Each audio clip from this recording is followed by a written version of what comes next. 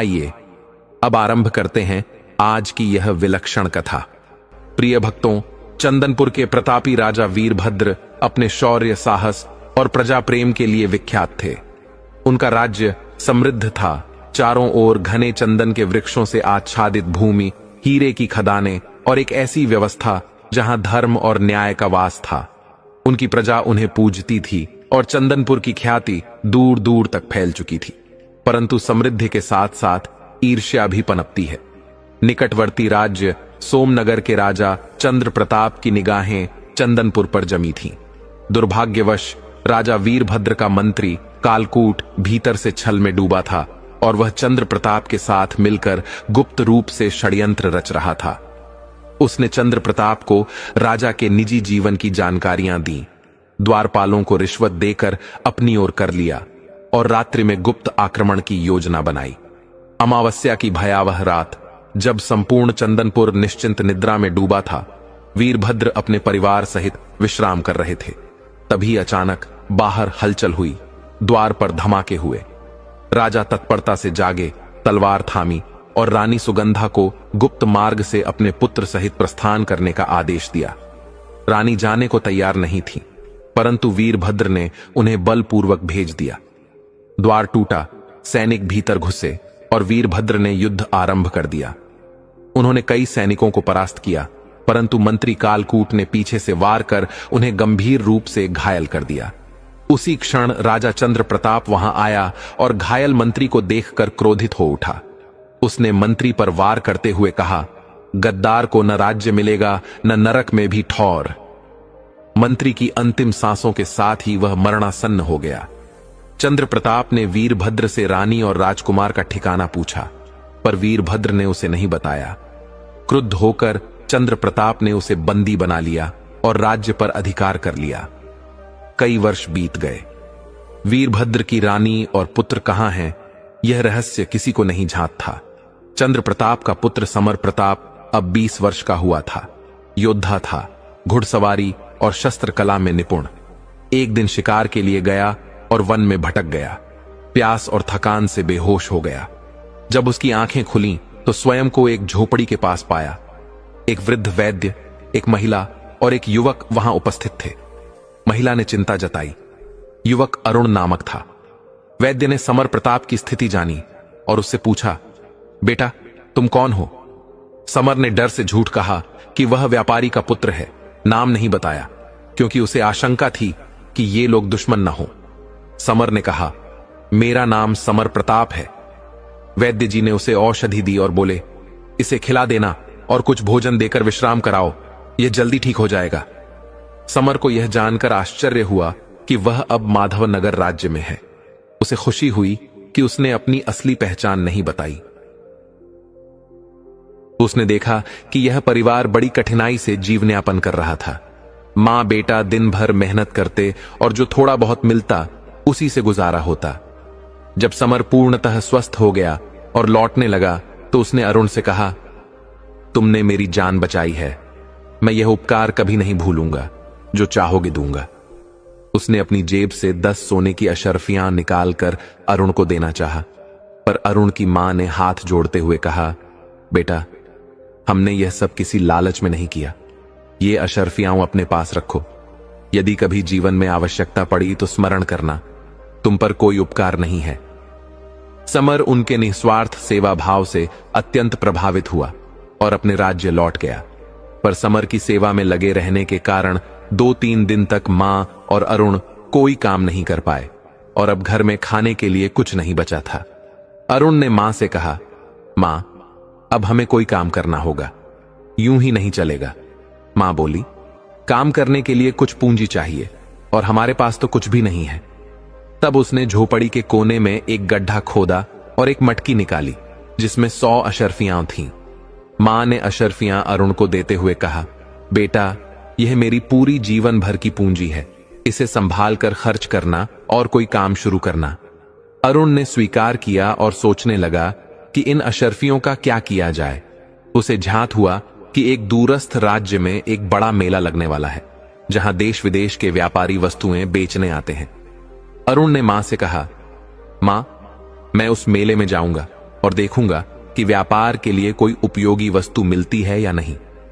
मां सहर्ष बोली, जा बेटा, प्रभु तेरे साथ रहें। कुछ दिनों बाद वह मेला आरंभ हुआ और अरुण वहां पहुंच गया। मेले में घूमते हुए वह वस्तुओं को देखता रहा, पर उसे कुछ विशेष नहीं लगा। तभी एक स्थान पर भीड़ देखकर वह रुका, जहां एक सपेरा अपने सांप से खेल दिखा रहा था। वह सांप कलाबाजी कर रहा था और अरुण को बहुत आकर्षक लगा। उसने पूछा, क्या यह सांप बिकाऊ है? सपेरे ने कहा, यह बहुत करामाती सांप है, तुम्हारे भाग्य बदल देगा। अरुण ने 30 अशर्फियां देकर वह सांप खरीद लिया। आगे बढ़ते हुए उसने एक सुंदर तोता देखा जो पिंजरे में था। उसने पूछा, यह तोता बिकाऊ है? दुकानदार जो धोखा देना चाहता था बोला, यह भी करामाती तोता है, 50 अशर्फियों का है। अरुण बोला, मेरे पास 30 हैं, क्या दोगे? दुकानदार ने सहमति दी और अरुण ने तोता खरीद लिया। वह बहुत प्रसन्न हुआ और आगे बढ़ा तो एक अनोखी रंग की बिल्ली दिखी, जैसी उसने पहले कभी नहीं देखी थी। वह भी उसे भा गई और उसने 40 अशर्फियां देकर बिल्ली भी खरीद ली। जब वह घर लौटा तो मां बेसब्री से उसका इंतजार कर रही थी, पर जब देखा कि वह सांप, तोता और बिल्ली लेकर आया है तो चकित रह गई। उसने पूछा, बेटा, ये सब क्यों लाया? अरुण ने कहा, मां, मैंने इन्हें खरीदा है। जब उसने बताया कि 100 अशर्फियां खर्च हो गईं, तो मां के आंसू छलक पड़े। वह बोली, तूने मेरी जीवन भर की कमाई इन जानवरों पर खर्च कर दी? फिर वह बैठ गई और बोली, अब जो हो गया उसे क्या रोएं? तोता प्यारा है, बिल्ली भी अच्छी है, पर यह सांप, इस सांप को अभी छोड़ आओ। अरुण बोला, मां, ठीक है, मैं इसे छोड़ आता हूं। अरुण सांप को लेकर जंगल गया, पिटारी खोली और सांप को जमीन पर छोड़ते हुए बोला, मित्र, अब हमारा साथ यहीं तक था। लेकिन तभी आवाज आई, मित्र, जब तुम मुझे छोड़ रहे हो तो कृपया मुझे मेरे देश तक पहुंचा दो, मैं स्वयं नहीं जा सकता। अरुण चौंका और पूछा, क्या यह सांप बोल रहा है? सांप बोला, मैं कोई साधारण जीव नहीं, नागराज वासुकी का पुत्र सारंग हूं। मुझे ऋषि आर्षि का श्राप मिला है। मैंने उनके तप के समय शरारत कर दी थी, जिससे वे कुपित होकर बोले, जा, अब पृथ्वी पर रेंग और मनोरंजन कर। अरुण ने पूछा, मैं नागलोक कैसे जाऊं? तो सांप बोला, मैं तुम्हें ले चलूंगा, मेरे पिता तुम्हें उपहार देंगे, वहां कोई भी कुछ देने आएगा, पर तुम किसी से मत लेना। अंत में मेरे पिता आएंगे, उनके मस्तक पर मणि होगी, उनसे कहना, सत्य राजा वासुकी की अंगूठी चाहिए। सांप ने कहा, मेरी पीठ पर बैठो। जैसे ही अरुण बैठा, वह विशालकाय रूप में बदल गया और तेज गति से उड़ते हुए वे नागलोक पहुंचे। वहां वासुकी का भव्य महल था। पहरेदार ने समाचार दिया, लोग दौड़कर आए और अरुण को धन्यवाद दिया। अंत में वासुकी आए और बोले, बेटा, क्या चाहिए? अरुण ने कहा, सत्य राजा वासुकी की अंगूठी। वासुकी मुस्कुराए और अंगूठी देते हुए बोले, इसे धोकर मन में प्रार्थना करना, जो भी इच्छा होगी पूर्ण होगी। फिर उन्होंने एक उड़न खटोला मंगवाया। अरुण उसमें बैठा और कहा, मुझे घर जाना है। खटोला उड़ चला। मार्ग में जब वह एक नगर के ऊपर से निकला तो देखा वहां उत्सव का वातावरण है। उसने खटोले से कहा, मुझे यहां उतार दो। खटोला उसे उतारकर अदृश्य हो गया। वहां की सजावट देखकर अरुण चकित रह गया। उसने एक व्यक्ति से पूछा, यह कौन सा नगर है? उत्तर मिला, यह रूपनगर है। यहां की राजकुमारी नामित्रा के स्वयंवर के लिए सजावट है। जो भी एक रात में महल, उपवन और हंसों से भरा सरोवर बनाएगा, वही उससे विवाह करेगा। अब तक कोई यह कार्य नहीं कर सका है। अरुण ने कहा, मैं भी प्रयास करूंगा। लोग हंस पड़े, पर अरुण अडिग रहा। हर दिन नियत समय पर स्वयंवर मंच सजाया जाता था। राजकुमारी अपनी सखियों के साथ वरमाला लेकर आती और मंच पर खड़ी होती। उस दिन भी कोई प्रतियोगी शर्त पूरी नहीं कर सका और राजकुमारी उदास मन से लौट गई। अरुण ने वहीं बैठे एक व्यक्ति से धीरे से पूछा, भैया, इतनी कठिन शर्त क्यों रखी गई है? इस रहस्य के पीछे क्या कारण है? वह व्यक्ति गंभीर स्वर में बोला, बेटा, यह राजकुमारी कोई साधारण कन्या नहीं है। इसका जन्म एक गंधर्वराज की पुत्री के रूप में हुआ था, लेकिन एक भूल के कारण उसे गंधर्व लोक से निष्कासित कर दिया गया। राजा चित्रकेतु को एक स्वप्न में स्वयं गंधर्वराज ने बताया कि उनकी पुत्री को अब पृथ्वी पर मानव रूप में जन्म लेना होगा और तभी उसका दोष कटेगा। इसलिए जब चित्रा इस धरती पर आई तो उसका स्वरूप दिव्य था। उसके बाल स्वर्ण के समान चमकते, आंखें नीली और चमकीली, और वस्त्र ऐसे जैसे किसी अन्य लोक से आए हों। हर दिन उसके वस्त्रों का रंग बदलता, पर कभी पुराने न होते। वह कोई सामान्य मानव न होकर एक दिव्य आत्मा थी। इसीलिए राजा ने शर्त रखी कि उसकी पुत्री का वर केवल वही हो सकता है जो असंभव को संभव कर सके। अरुण की दृष्टि जैसे ही चित्रा पर पड़ी, वह मंत्रमुग्ध हो गया। उसका सौंदर्य वास्तव में अलौकिक था। उस दिन भी राजकुमारी मंच पर कुछ समय खड़ी रही, लेकिन कोई विजयी नहीं हुआ और वह धीरे धीरे लौट गई। अब केवल 2 प्रयास शेष थे। अरुण चारों ओर घूमता रहा और हंसते हुए सोचता रहा कि ये लोग कैसे इस असंभव कार्य को पूरा करने में जुटे हैं। रात्रि के अंतिम प्रहर में अरुण ने उस दिव्य अंगूठी को जल से धोया और श्रद्धा से कहा, सत्य राजा वासुकी की अंगूठी की जय हो। हे अंगूठी, मेरे लिए एक सुंदर महल, एक उपवन और एक सरोवर बनाओ जिसमें सफेद हंसों का जोड़ा तैरता हो। और जैसे ही ये वचन बोले गए, उसी क्षण एक अलौकिक महल प्रकट हो गया। रत्नों से जड़ा हुआ वह महल आकाश को छूता था। महल के चारों ओर फूलों से भरा उपवन था, जिसमें मधुर स्वर में गाते पक्षी और रंग बिरंगी तितलियां थीं। संगमरमर की मूर्तियों वाले फव्वारे, हरे वृक्षों पर लिपटी लताएं और सरोवर का वह दृश्य जहां सफेद हंसों का जोड़ा तैर रहा था, देखकर सभी लोग चकित रह गए। जब लोगों को पता चला कि यह सब अरुण ने किया है, तो पहले जो लोग उस पर हंसते थे अब पूछने लगे, भाई तू कौन है? तू कोई जादूगर तो नहीं? लेकिन अरुण केवल मुस्कुराता रहा, कुछ नहीं कहा। सबने उसे चमत्कारी माना। जब यह समाचार राजा चित्रकेतु तक पहुंचा, तो वे प्रसन्नता से झूम उठे। राजमहल में जयमाला की तैयारी शुरू हुई। आज सभा स्थल की सजावट अनुपम थी। वाद्य यंत्र बज रहे थे, नृत्य और गायन हो रहे थे। राजकुमारी मंच पर पहुंची। उसके पीछे उसकी सखियां फूलों की थाल लेकर आ रही थीं। पुष्प वर्षा के बीच चित्रा ने अरुण को देखा। अब वह राजसी वस्त्रों में था और सभी उसकी प्रशंसा कर रहे थे।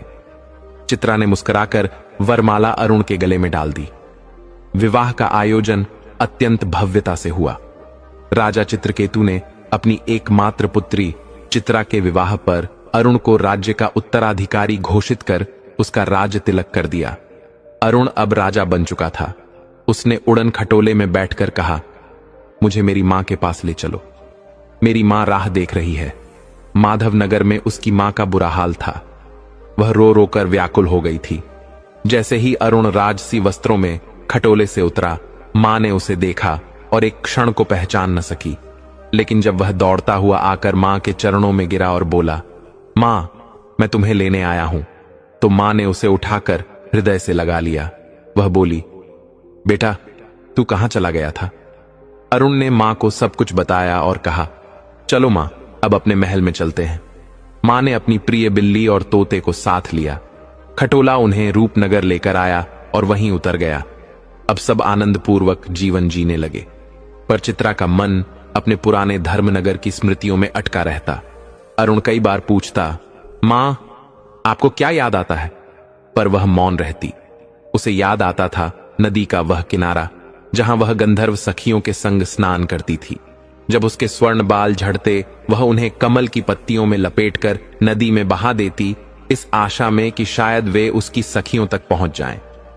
एक दिन फिर उसके कुछ केश टूटे और उसने उन्हें कमल पत्रों में लपेटकर नदी की धारा में छोड़ दिया। यह धारा बहती बहती चंदनपुर के राजकुमार समर प्रताप तक पहुंची।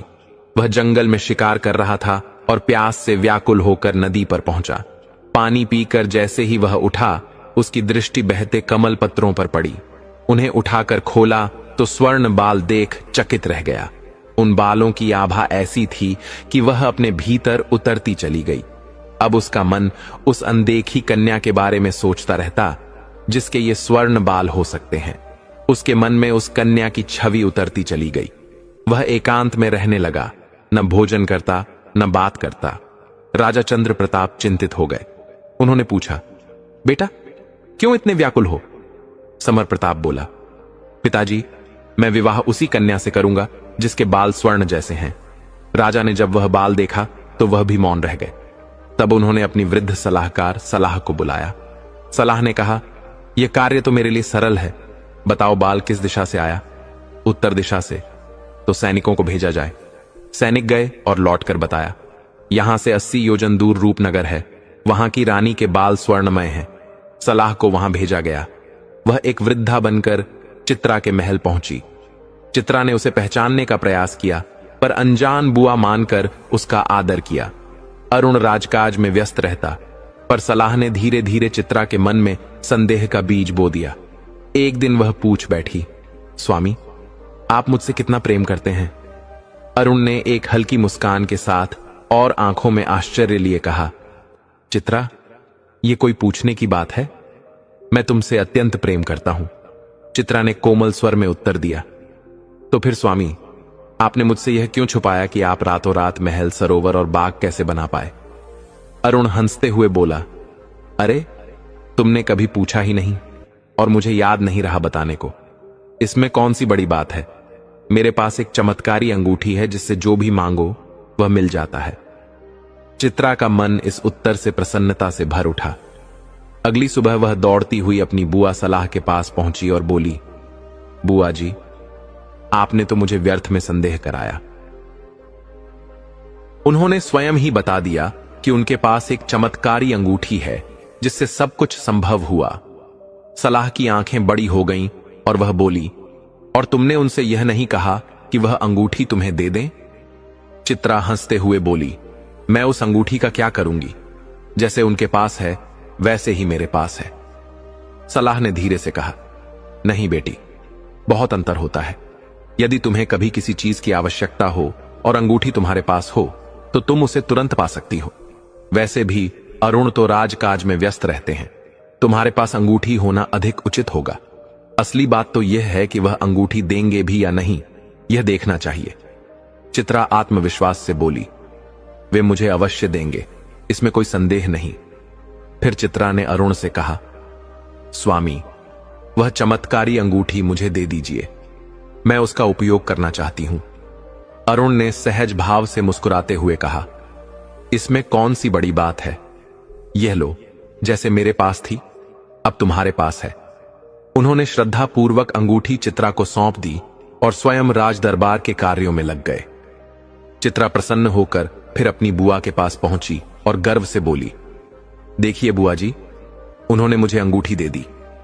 सलाह मन ही मन प्रसन्न हुई और मुस्कुराकर बोली, बेटी, लेकिन इसका उपयोग कैसे होगा? चित्रा ने संकोच से उत्तर दिया, मैंने यह पूछा ही नहीं। सलाह ने सिर पकड़ लिया, अरे बेटी, फिर इस अंगूठी का क्या लाभ? यदि इसका उपयोग नहीं आता तो यह किस काम की? चित्रा को अपनी भूल का एहसास हुआ। आप बिल्कुल सही कह रही हैं बुआ, अगली बार मैं उपयोग की विधि भी पूछ लूंगी। उसके बाद चित्रा अपनी दासियों के संग फूलों से सजे बाग में टहलने निकल गई। उसी समय अरुण दरबार से लौटे और चित्रा को वहां न पाकर दासियों से पूछा। जब पता चला कि वह बाग में है तो वे भी वहीं चले आए और उसके संग बैठकर मधुर बातें करने लगे। अरुण बोला, राजा होना भी कितना कठिन है, अपने लिए समय ही नहीं बचता। हम दोनों कभी शांति से बात भी नहीं कर पाते। फिर मुस्कुराकर पूछा, अच्छा, यह बताओ कि तुम मुझे कितना प्रेम करती हो? चित्रा लजाते हुए बोली, यह भी कोई पूछने की बात है? बहुत प्रेम करती हूं। कहीं ऐसा तो नहीं कि आप मुझे भूलकर किसी और को याद करने लगे? अरुण हंस पड़ा, कैसी बातें कर रही हो, आज तुम कुछ अलग ही लग रही हो। फिर थोड़ा गंभीर होकर बोला, चित्रा, यदि कभी कोई मुझसे तुम्हें छीन ले तो तुम क्या करोगी? चित्रा ने धीरे से उत्तर दिया, जो होगा देखा जाएगा, लेकिन इतना निश्चित है कि मैं आपको छोड़कर किसी और से प्रेम नहीं करूंगी। अरुण यह सुनकर गदगद हो गया। चिड़ियों की चहचहाहट और फूलों की सुगंध में वे दोनों समय बिताते रहे। तभी चित्रा को अंगूठी की बात याद आई। उसने पूछा, स्वामी, आपकी चमत्कारी अंगूठी का उपयोग कैसे होता है? अरुण ने मुस्कुराकर कहा, आओ मैं तुम्हें दिखाता हूं। उसने अंगूठी ली, सरोवर के जल से धोई और प्रेम पूर्वक बोला, सत्य राजा वासुकी की अंगूठी, चित्रा के लिए जुड़ा हुआ हार ले आओ। क्षण भर में एक अद्भुत हार प्रकट हो गया। अरुण ने वह हार चित्रा के गले में पहनाया और अंगूठी वापस उसे सौंप दी। चित्रा इस चमत्कार से बहुत प्रसन्न हुई और मन ही मन सोचने लगी, अब जब बुआ को यह दिखाऊंगी तो वे कितनी चौंक जाएंगी। अगले दिन वह भोली भावनाओं के साथ सलाह खान को लेकर सरोवर के पास पहुंची और अंगूठी का सारा रहस्य बता दिया। सलाह खान ने भोली बनने का अभिनय करते हुए कहा, क्या सच में ऐसा हो सकता है बेटी? चित्रा ने विश्वास से कहा, क्यों नहीं, बस अंगूठी को धोकर देख लो। चित्रा ने अंगूठी सलाह खान की हथेली पर रख दी। उसने श्रद्धा का अभिनय करते हुए अंगूठी को जल में धोया और बोली, सत्य राजा वासुकी की अंगूठी की जय हो। सत्य राजा, मुझे एक उड़न खटोला दो जो मुझे और चित्रा को तुरंत चंदनपुर ले जाए। कुछ ही पलों में एक चमकदार उड़न खटोला प्रकट हो गया। सलाह खान ने हंसते हुए चित्रा का हाथ पकड़ा और कहा, आओ बेटी, आज तुम्हें अपने घर की सैर कराऊंगी। चित्रा उत्साहित हो उठी। उसे विश्वास था कि आज वह बुआ का घर देख पाएगी। उड़न खटोला उन्हें चंदनपुरा ले गया और जैसे ही वे उतरे वह अदृश्य हो गया। अब चित्रा एक भव्य महल में खड़ी थी जो पहले से ही सलाह खान की योजना का हिस्सा था। तभी सलाह ने अपना असली स्वरूप प्रकट किया और बोली, मूर्ख लड़की, कैसा मेल कैसा घर, अब से यही तेरा घर है, अंगूठी को भूल जा। चित्रा को अपनी भूल का एहसास हुआ। यह कोई बुआ नहीं बल्कि एक मायावी ठगनी थी। उसका हृदय भीतर से कांप उठा, लेकिन उसकी पुकार कोई नहीं सुन सका। उधर सलाह खान दौड़ती हुई राजा के दरबार में पहुंची और बोली, महाराज, मैंने कार्य पूर्ण कर दिया। सोने के बालों वाली रानी को मैं यहां ले आई हूं। अब राजकुमार समर प्रताप को बुलाइए ताकि अगली योजना बता सकूं। राजा ने समर प्रताप को बुलवाया।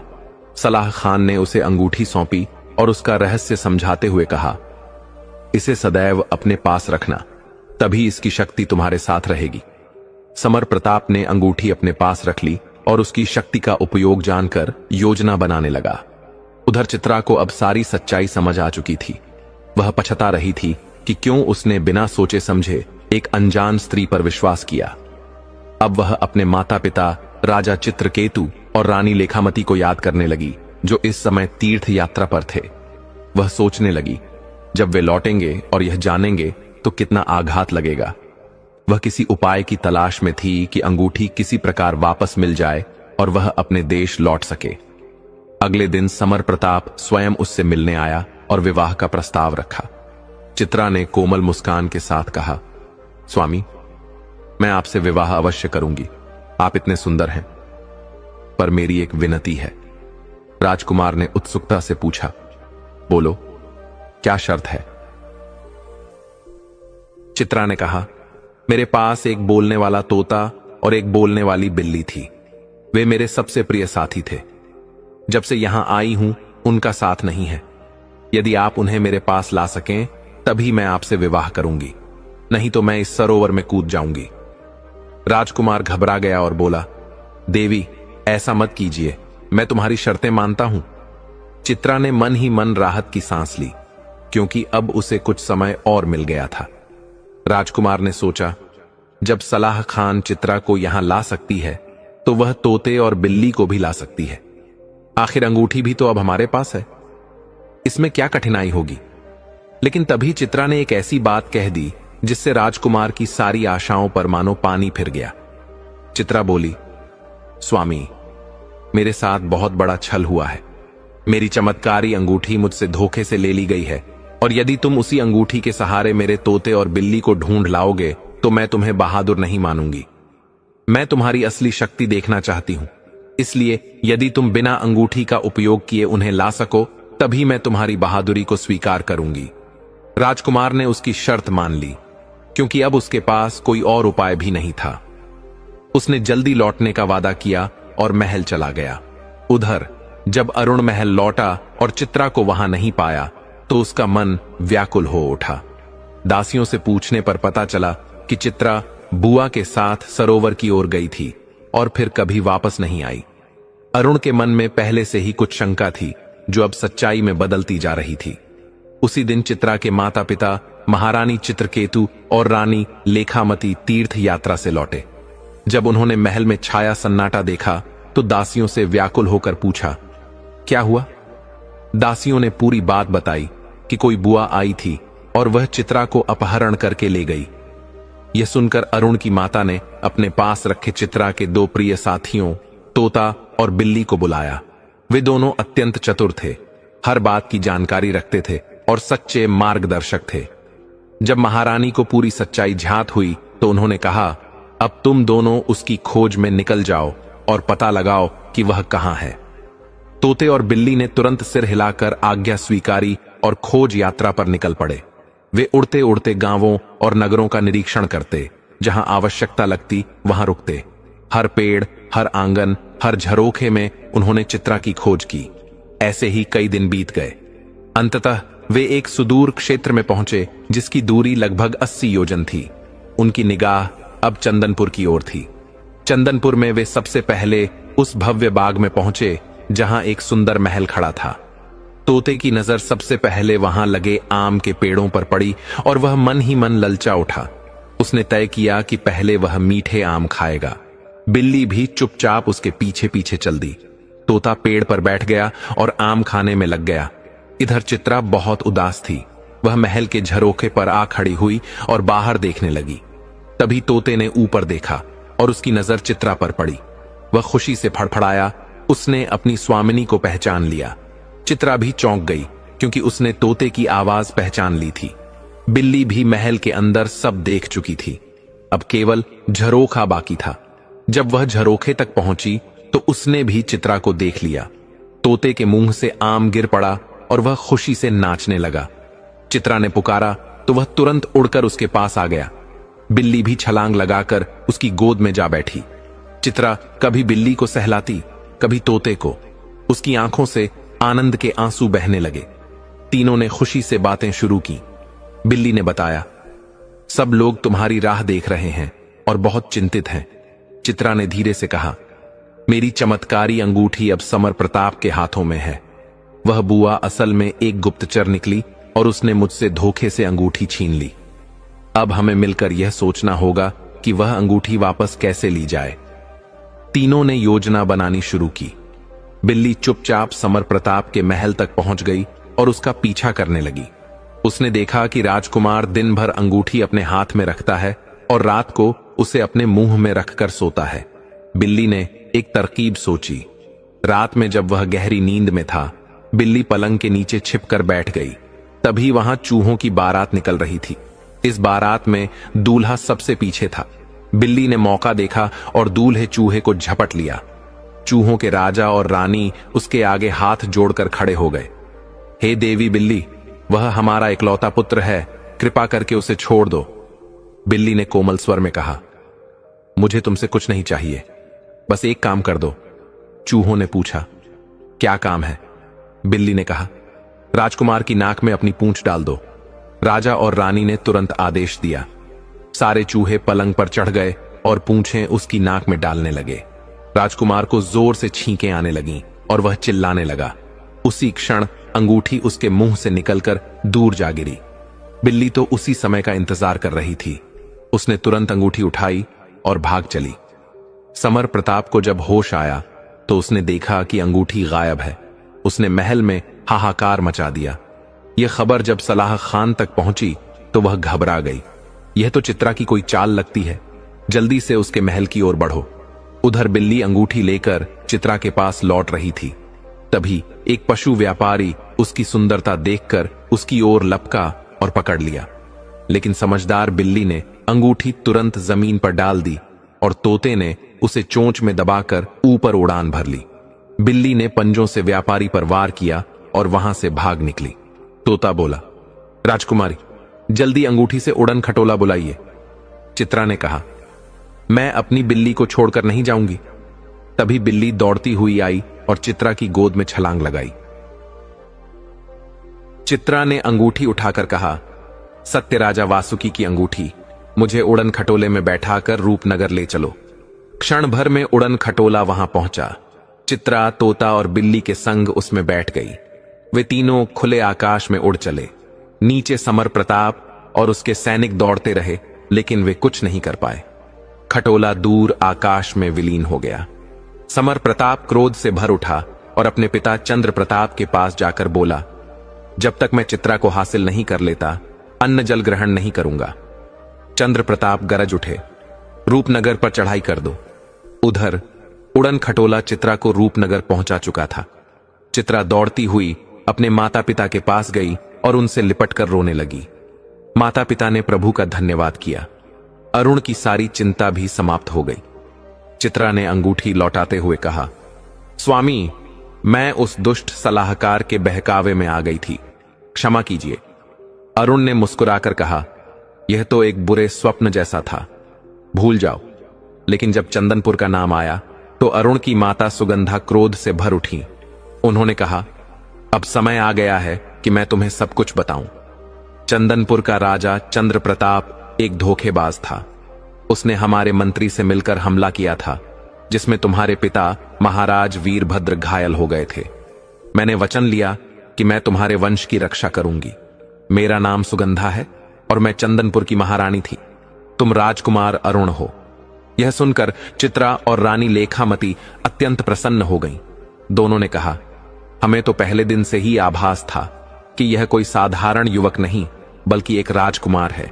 इसके चेहरे पर जो तेज और शालीनता है वह साधारण मनुष्य की नहीं हो सकती। चित्रकेतु ने एक लंबी सांस लेकर कहा, चंद्र प्रताप एक कपटी और अधर्मी व्यक्ति है। उसका पुत्र समर प्रताप भी उसी मार्ग पर चला है। हमारी सेना को तुरंत युद्ध के लिए तैयार किया जाए। चित्रकेतु के आदेश पर अरुण ने अपनी सेना को युद्ध के लिए सुसज्जित किया। जैसा कि आशंका थी वैसा ही हुआ। चंदनपुर से एक दूत आया और धमकी भरे स्वर में बोला, राजकुमारी को हमारे हवाले कर दो, नहीं तो हम तुम्हारे राज्य पर आक्रमण करेंगे। अरुण ने तीखे स्वर में उत्तर दिया, आक्रमण तुम क्या करोगे, हम स्वयं चंदनपुर पर चढ़ाई करेंगे। फिर राजा चित्रकेतु और राजकुमार अरुण विशाल सेना के साथ चंदनपुर की ओर रवाना हो गए। सीमा पर पहुंचकर उन्होंने अपना शिविर स्थापित किया। उसी समय माधवनगर का राजा विक्रम सिंह, जो अरुण के बचपन का संरक्षक रहा था, भी अपनी सेना के साथ आ पहुंचा और रूपनगर की सेना में शामिल हो गया। अब एक भयंकर युद्ध छिड़ गया। कई दिनों तक चले इस युद्ध में रूपनगर की सेना ने चंदनपुर को पराजित कर दिया। अरुण सीधे महल में घुसा और चंद्र प्रताप को, जो अपने शयन कक्ष में छिपा था, पकड़ लिया। जैसे ही वह बाहर आया, समर प्रताप तलवार लेकर सामने खड़ा हो गया। वह चीख कर बोला, अरे तू तो वही भिखारी है, मजदूर बनकर हमारे महल में घूमा करता था। तू चित्रा का पति और मेरा शत्रु निकला। तुझे तो शर्म आनी चाहिए। मैंने एक बार तेरी जान बख्शी थी और तूने कहा था जीवन भर याद रखेगा।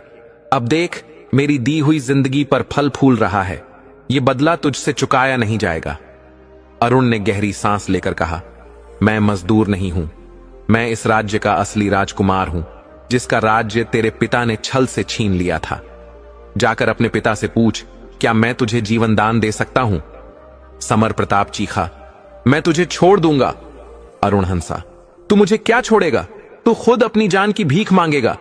उन दोनों के बीच भीषण युद्ध शुरू हुआ। कुछ ही देर में अरुण ने समर प्रताप की तलवार तोड़ दी। अब समर प्रताप निहत्था हो गया। उसने तलवार फेंक दी और अब दोनों में हाथापाई शुरू हो गई। अरुण ने शीघ्र ही समर प्रताप को पछाड़ दिया और उसे भी बंदी बना लिया गया। जब चंद्र प्रताप को पता चला कि उसका बेटा भी कैद हो गया है, तो वह अरुण के सामने आया और बोला, मैं तुम्हें एक बात बताना चाहता हूं जो तुम्हारे हृदय को आनंद से भर देगी। मेरे और मेरे पुत्र के प्राण बख्श दो। तुम्हारे पिता जीवित हैं और इसी जेल में बंद हैं। अरुण सुनकर भावुक हो गया। उसने कहा, यदि तू नहीं भी बताता तो भी मैं उन्हें खोज ही लेता, क्योंकि मैं अब इस जेल के सभी बंदियों को मुक्त करने वाला हूं, केवल तुम दोनों को छोड़कर। तुम्हें तुम्हारे कर्मों का फल आजीवन कारावास के रूप में मिलेगा। चंद्र प्रताप और समर प्रताप को जेल में डाल दिया गया और उनके परिवार के अन्य सदस्य व रानियों को सम्मानपूर्वक मुक्त कर दिया गया। वे सोमनगर लौट गए। जेल में जब महाराज वीरभद्र को सुगंधा ने देखा तो तुरंत पहचान लिया। राजा वीरभद्र सुगंधा और अरुण से मिलकर भावुक हो उठे। उनकी आंखों से आनंद के आंसू बहने लगे। उन्हें विश्वास ही नहीं हो रहा था कि वे अपनी पत्नी और पुत्र से फिर मिल पाएंगे। प्रभु की कृपा से उनका बुरा समय समाप्त हो गया। राजकुमार अरुण का जीवन आनंद से भर गया। महाराज वीरभद्र ने चंदनपुर राज्य का पुनः शासन स्वीकार किया, लेकिन अरुण के हृदय में अभी भी एक कसक बाकी थी, एक अधूरी कथा जो उसके भीतर गूंज रही थी। यह कथा तब खुली जब उसकी सास रानी लेखामती अपनी बेटी चित्रा से रोते हुए कह रही थीं, बेटी, यह सब भाग्य का खेल है। जब सब कुछ समाप्त लगता था तब प्रभु ने करुणा दिखाई। इतने वर्ष बाद सब मिल गए। राज खोया था, वह भी मिल गया, पर मुझे संतोष नहीं मिला। मैं अपने बेटे पराग को आज भी याद कर रोती हूं। काश मेरा बेटा भी मिल जाता। चित्रा ने कोमल स्वर में कहा, मां, जो नहीं होना है उसके लिए रोकर क्या मिलेगा? अगर पिताजी ने यह सुना तो वे भी दुखी हो जाएंगे। मुझे भी दर्द होता है जब मैं अपने भाई को याद करती हूं, पर मैं क्या कर सकती हूं। वहां खड़े अरुण ने यह सब सुन लिया। मां बेटी चुप हो गई, लेकिन अरुण के मन में एक बेचैनी भर गई। उसने जब रानी लेखामती से आग्रह किया तो उन्होंने बताया, चित्रा से 2 वर्ष बड़ा उसका भाई पराग था। वह शिकार के लिए जिद करता रहता। एक दिन जब राजा चित्रकेतु सेना लेकर युद्ध के लिए निकले, पराग अपने मित्र कृपाल के साथ शिकार पर निकल गया। वह लौटकर कभी नहीं आया। बहुत खोजबीन की गई, पर कोई पता नहीं चला। यह कथा सुनकर अरुण का हृदय भारी हो गया। उसने सोचा, यह राज्य तो पराग का है, असली उत्तराधिकारी वही है, मुझे उसे खोज कर लाना चाहिए। लेकिन वह चुप रहा, किसी से कुछ नहीं कहा, बस एक संकल्प अपने भीतर ले लिया। एक दिन अरुण ने चित्रकेतु से कहा, पिताजी, क्या आप मुझे भी शिकार पर ले चलेंगे? चित्रकेतु ने कहा, बेटा, अब न मुझे राजपाट का मोह है न शिकार का। मैंने वैराग्य ले लिया है, इसी कारण राज्य तुम्हें सौंपा है। परंतु अरुण के बार बार आग्रह करने पर चित्रकेतु ने कहा, ठीक है, चलो तुम्हें दिखाता हूं जहां मैं शिकार करता था। राजा ने मंत्री कृपानिधान को 100 सैनिकों के साथ तैयार रहने का आदेश दिया। महल में उत्साह फैल गया। सभी जानते थे कि राजा बहुत समय से उदास रहते थे। मंत्री भी अपने बेटे कृपाल को खोने से दुखी थे। एक बड़ा दल तैयार किया गया और वे सब शिकार के लिए निकल पड़े। अरुण को शिकार करना पसंद नहीं था, पर वह ध्यान से सब देखता और स्थानों को याद करता। वह हर पड़ाव पर गांवों और कबीलों में पूछताछ करता। अंततः वह उत्तर दिशा के नंदनवन की ओर बढ़ा। यह स्थान रहस्यमय माना जाता था। राजा चित्रकेतु ने उसे वहां न जाने की चेतावनी दी थी, लेकिन अरुण का मन कहता था कि वहीं कोई सुराग मिलेगा। राजा को सुरक्षित रूपनगर पहुंचाकर अरुण चुपचाप घोड़े पर सवार होकर अकेला नंदनवन की ओर निकल पड़ा। वहां पहुंचकर उसने अपने इष्ट देव को स्मरण किया और अंगूठी की ओर देखा, लेकिन नागराज की चेतावनी याद आई, इसका दुरुपयोग मत करना। अरुण ने उसे छुआ तक नहीं। जंगल में उसने खुद को सतर्क किया। तभी भयंकर सिंह की दहाड़ सुनाई दी। वह उसकी ओर झपट रहा था। अरुण ने तीर छोड़ा, सिंह के मुंह में जाकर लगा, लेकिन सिंह मरा नहीं, बल्कि वह बदलकर सुंदर हिरण बन गया और भाग खड़ा हुआ। अरुण घोड़े से उसके पीछे दौड़ा। उसने फिर तीर चलाया, लेकिन अब हिरण गायब हो गया और उसकी जगह एक सन्यासी युवक खड़ा था जो मंद मंद मुस्कुरा रहा था। अरुण यह देखकर स्तब्ध रह गया। उसने अनजाने में किसी मनुष्य पर तीर चला दिया था। सन्यासी के हाथ में कमंडल था और वह मंत्र मुग्ध करने वाली चाल से आगे बढ़ रहा था। उसने अरुण की ओर देखा और उसकी आंखों का ऐसा तेज था कि अरुण खुद को उसके सम्मोहन में खिंचता हुआ महसूस करने लगा। अरुण घोड़े से उतर आया और मानो उसकी गिरफ्त में आकर उसके पीछे पीछे चलने लगा। वे एक बड़े पेड़ के पास पहुंचे, जिसकी जड़ों के पास एक गुफा जैसी आकृति बनी हुई थी। झाड़ियां फैली थीं, जिन्हें हटाकर अरुण भीतर दाखिल हुआ। गुफा में घुसते ही वह एक विशाल दरवाजे के सामने पहुंचा। अपने घोड़े समेत वह दरवाजे के भीतर गया और जो उसने देखा उससे उसकी आंखें अचंभित रह गईं। बाहर से तो वह स्थान एक साधारण पेड़ जैसा प्रतीत होता था, लेकिन भीतर एक अद्भुत और रहस्यमयी दुनिया बसी थी। वह चौड़े रास्ते पर घोड़े को लेकर आगे बढ़ा और एक अस्तबल तक पहुंचा, जहां उसने घोड़े को बांध दिया। फिर वह उस सन्यासी के पीछे चलने लगा, जैसे कोई सेवक अपने स्वामी का अनुसरण करता है। आगे उसने देखा कि वहां कई महल खड़े थे, जिनमें से एक बड़ा महल सबसे प्रमुख था। द्वार पर संतरी तैनात थे। वे महल के भीतर गए और अरुण भी उनके पीछे चला गया। महल के अंदर एक विशाल कक्ष था, जहां कई लोग पहले से बैठे थे। अरुण को देखते ही वे लोग माथा पकड़ने लगे और अपनी छाती पीटने लगे, मानो शोक मना रहे हों। तभी अरुण ने देखा कि वही सन्यासी अब एक भयानक शक्ल वाले क्रूर और डरावने व्यक्ति में बदल चुका था। वह जोर जोर से हंसने लगा और बोला, आज तो बड़ा ही शुभ दिन है। तू मेरे जाल में फंस गया। तुझे पता नहीं तूने मेरा कितना बड़ा भला किया है। अब तू मेरे अधूरे काम को पूरा करेगा। अरुण ने साहस जुटाकर पूछा, कौन सा अधूरा काम? उस भयानक व्यक्ति ने कहा, मैं एक महायज्ञ कर रहा हूं जो तांत्रिक क्रिया का हिस्सा है। मेरा नाम कापालिक है। मेरे पास कई प्रकार की शक्तियां हैं। मैं राजाओं को हराकर चक्रवर्ती सम्राट बनना चाहता हूं और सभी को अपने वश में करना चाहता हूं। लेकिन सबसे बड़ी बाधा है गंधर्व नगर का राजा, जो हर बार मुझे परास्त कर देता है। अरुण ने पूछा, उससे तुम्हारा क्या संबंध है? वह बोला, बहुत गहरा है। तुम्हारी पत्नी इत्रा असल में गंधर्व राज की पूर्व जन्म की बेटी थी। एक शाप के कारण उसे मानव जीवन मिला था, क्योंकि उसने अपने पिता की इच्छा के विरुद्ध एक गंधर्व से विवाह किया था। उस गंधर्व का नया जन्म तुम हो। अब जब तुम दोनों ने अपना दंड पूरा कर लिया है तो गंधर्व राज को तुम्हें स्वीकार करना पड़ेगा। इसलिए तुम दोनों मेरे लिए सबसे बड़े शिकार हो। अब मैं 2 काम पूरे करूंगा। पहला, गंधर्व राज तुम्हें बचाने आएगा। दूसरा, मेरे 101 राजकुमारों की बलि पूरी हो जाएगी। पराग रूपनगर का राजकुमार भाग निकला था, इसलिए बलि अधूरी रह गई। अरुण यह सुनकर अवाक रह गया। उसने पूछा, पराग ने कैसे धोखा दिया?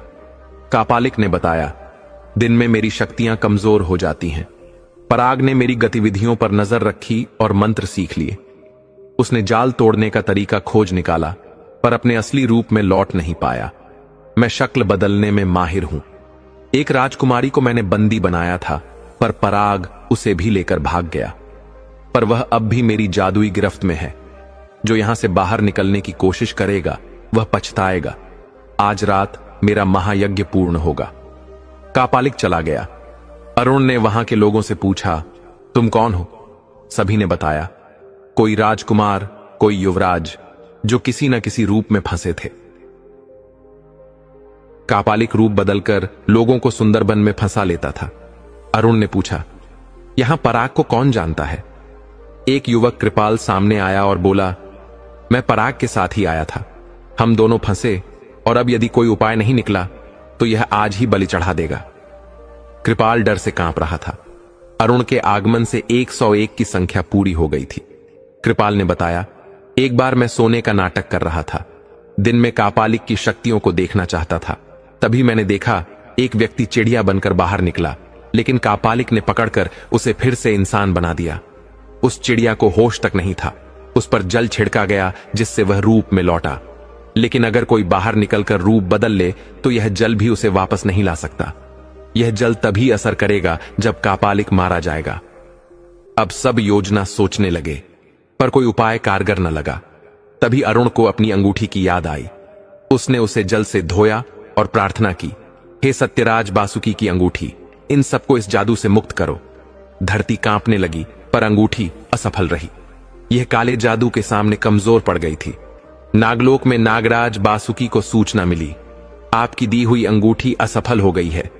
जिसे आपने अंगूठी दी थी उसे आपकी सहायता चाहिए। नागराज बासुकी उठ खड़े हुए, अपने पुत्र सारंग और योद्धाओं को आदेश दिया और जादुई नगरी को घेर लिया। अंगूठी वापस नागराज के पास आई और अब वह पूरी शक्ति से काम करने लगी। कापालिक आया और नागराज को देख व्यंग से बोला, तेरे आने से मेरी विजय पक्की हो गई, खुद को बचा नहीं पाएगा। फिर दोनों के बीच भीषण युद्ध हुआ। नागराज की सांस से अग्नि फैली और कापालिक के जादू को जलाने लगी। कापालिक ने जल की बौछार से आग बुझाई। नागराज ने जहरीले बगुलों से आक्रमण किया। बगुले कापालिक की सेना पर टूट पड़े और सभी सैनिक मारे गए। कापालिक भी बेहोश हो गया। उसने संजीवनी शक्ति का उपयोग किया, पर वह भी निष्फल रही। उसकी जीवन शक्ति क्षीण होने लगी। नागराज ने बाहर निकलने का आदेश दिया। सब राजकुमार दौड़े, लेकिन बाहर निकलते ही हिरण्य बन गए। कापालिक का जादू अब भी टूटा नहीं था। अरुण को इसकी आशंका थी, पर किसी ने उसकी बात नहीं सुनी, क्योंकि सब अपनी जान बचाने में लगे थे। अब अरुण पूरी तरह हताश हो गया। उसे लगा उसकी सारी कोशिशें व्यर्थ हो गईं। बाहर जो राजकुमार हिरण बन चुके थे, उन्हें फिर से उनके असली रूप में लाना अब असंभव सा लग रहा था। वह दौड़ता हुआ महल के द्वार पर पहुंचा और जोर से चिल्लाया, कोई भी जंगल में बिखरे मत, सब एक साथ रहो, मैं कुछ करता हूं। नागराज और कापालिक दोनों ने उसकी आवाज सुनी, लेकिन कापालिक अब 2 दिशाओं से कमजोर हो चुका था। अगर वह हिरणों को पकड़ने जाता तो नागराज उस पर भारी पड़ता। नागराज ने भी अरुण की चेतावनी सुनी और हिरणों से कहा, तुम सभी एक जगह एकत्रित रहो, तुम्हें वापस असली रूप में लाने का पूरा प्रयास किया जाएगा। हालांकि वे अब हिरण बन चुके थे, फिर भी वे अरुण की बात समझ पा रहे थे और सब एक जगह इकट्ठा होकर उसकी ओर देखने लगे। अरुण और सभी बचे हुए लोगों ने आपस में सलाह की और तय किया कि वे युद्ध स्थल से दूर किसी सुरक्षित स्थान पर जाकर छिप जाएंगे। कोई भी बाहर नहीं निकलेगा, क्योंकि बाहर निकलते ही वे किसी और जीव में बदल सकते हैं। अरुण हाथ में जल का कलश लिए खड़ा था, इस उम्मीद में कि जैसे ही कापालिक का जादू टूटे वह उस जल को हिरणों पर छिड़क सके। नागराज बासुकी समझ चुके थे कि कापालिक को हराना ही सबसे आवश्यक है। उन्होंने देखा कि कापालिक मरते मरते भी अपनी संजीवनी शक्ति से बार बार जीवित हो रहा है। तब नागराज ने अपनी योग शक्ति का प्रयोग किया। अदृश्य किरणों का जाल बनाकर उन्होंने कापालिक के गले में उसे जकड़ दिया। वह जाल उसकी प्राणवायु को सोखने लगा। कापालिक दम घुटने से तड़पने लगा। उसकी सारी मायावी शक्तियां धीरे धीरे समाप्त होने लगीं। पहले से ही थकी हुई शक्तियां अब पूरी तरह टूट गईं और अंततः वह धरती पर गिर पड़ा। मृत जैसे ही वह गिरा, उस स्थान के सारे महल, मायावी वस्तुएं सब एक झटके में गायब हो गईं। अब केवल पेड़ों का एक घना जंगल रह गया और अरुण के हाथ में वही जल का कलश था। सबने मिलकर नागराज को धन्यवाद दिया। उन्होंने कहा, हे नागराज, आपने संकट के समय हमारी रक्षा की। नागराज ने उत्तर दिया, तुम सबने हमारे इकलौते पुत्र सारंग की रक्षा की थी। हम नाग उपकार नहीं भूलते। उन्होंने फिर से वह अंगूठी अरुण को सौंप दी और कहा, हे वीर, तुम्हारी ईमानदारी और सेवा भावना ने हमें प्रसन्न किया है। इस अंगूठी का उपयोग सदा परोपकार के लिए करना, तभी यह प्रभावी रहेगी। नागराज अपने सैनिकों और पुत्र सारंग के साथ लौट गए। अब अरुण ने हिरणों को ढूंढना शुरू किया। कुछ ही देर में वह उन्हें झाड़ियों के बीच पा गया। उसने उन पर जल का छिड़काव किया और एक एक कर सभी धुएं के बादलों में समाकर अपने असली स्वरूप में लौट आए। सारे राजकुमारों ने अरुण की जय जयकार की और अपने अपने राज्यों की ओर प्रस्थान कर गए। अरुण भी कृपाल के साथ अपने नगर की ओर चल पड़ा। जल का कलश कृपाल के हाथ में था, लेकिन अरुण के मन में एक कसक थी, पराग कहीं नहीं मिला। पराग ना सही, लेकिन उसने 101 राजकुमारों और कृपाल को मुक्त करा लिया था। यह किसी चमत्कार से कम नहीं था। कई दिनों की थकान के बाद जब अरुण अपने नगर लौटा तो उसका स्वागत उल्लास से हुआ। मंत्री ने जैसे ही कृपाल को जीवित देखा, उसकी आंखों से खुशी के आंसू बह निकले। कृपाल ने बताया कि अरुण ने उसे बचाया है। मंत्री भाव विभोर होकर अरुण के चरणों में झुक गया और बोला, हे राजकुमार, आपने हमें नया जीवन दिया है। अरुण को देखकर उसकी प्यारी बिल्ली उसकी गोद में आ बैठी और उसका तोता भी पैरों के पास आकर बैठ गया। तभी कृपाल जल का कलश लेकर आया और बोला, राजकुमार, यह जल का कलश लीजिए, मैं देना भूल गया था। अरुण को क्रोध आ गया। अब इसका क्या करेंगे? जब पराग ही नहीं मिला तो यह जल किस काम का?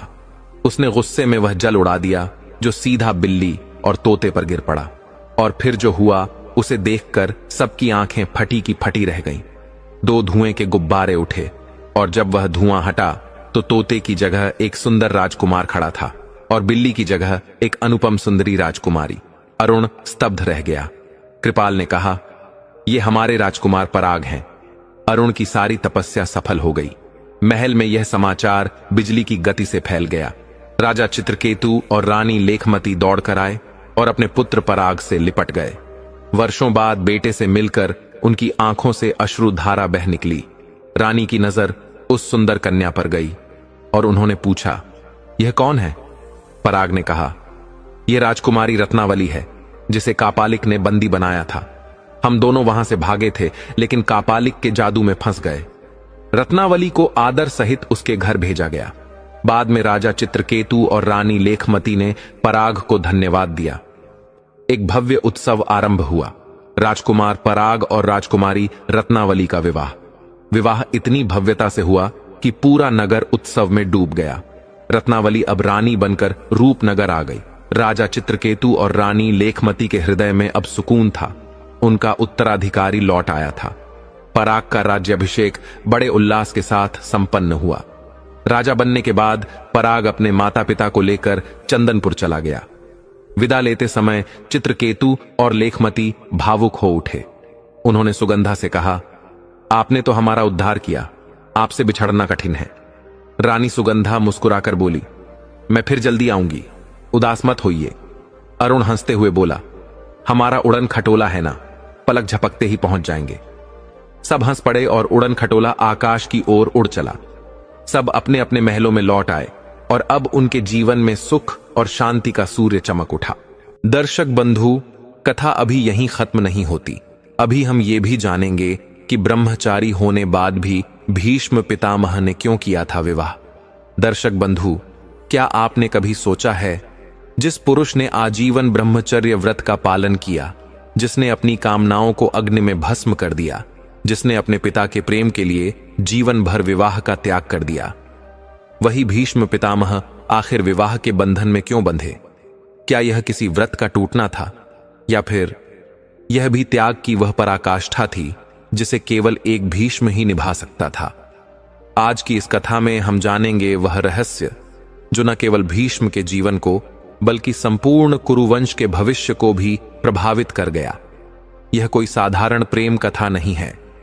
यह धर्म, वचन और नारी सम्मान की वह गाथा है जिसमें एक ब्रह्मचारी योद्धा ने विवाह किया, लेकिन स्वयं के लिए नहीं बल्कि धर्म की रक्षा के लिए।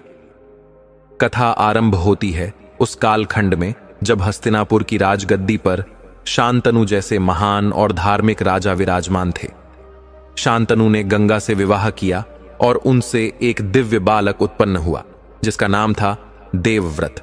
देवव्रत वही हैं जो आगे चलकर भीष्म कहलाए। देवव्रत बुद्धिमान, पराक्रमी और धर्मनिष्ठ थे। उन्होंने गुरु परशुराम से दिव्यास्त्रों की शिक्षा प्राप्त की। एक दिन राजा शांतनु यमुना के तट पर शिकार करने गए। वहां उनकी दृष्टि एक अद्भुत सुंदरी पर पड़ी। वह मत्स्यगंधा थी जिन्हें हम सत्यवती के नाम से जानते हैं। सत्यवती को देखकर शांतनु उनके रूप और गुणों पर मोहित हो गए और विवाह का प्रस्ताव रखा। परंतु सत्यवती के पिता, एक मछुआरा, बहुत चतुर व्यक्ति था। उसने एक विचित्र शर्त रख दी, राजा, आप मेरी कन्या से विवाह कर सकते हैं, लेकिन वचन देना होगा कि उसकी संतान ही हस्तिनापुर की गद्दी पर बैठेगी। यह वचन शांतनु के लिए असंभव था, क्योंकि वह जानते थे कि उनके पुत्र देवव्रत इस योग्य हैं कि वो ही राज्य के उत्तराधिकारी हों। राजा ने दुख में डूबकर सत्यवती से विवाह त्याग दिया और वापस लौट आए।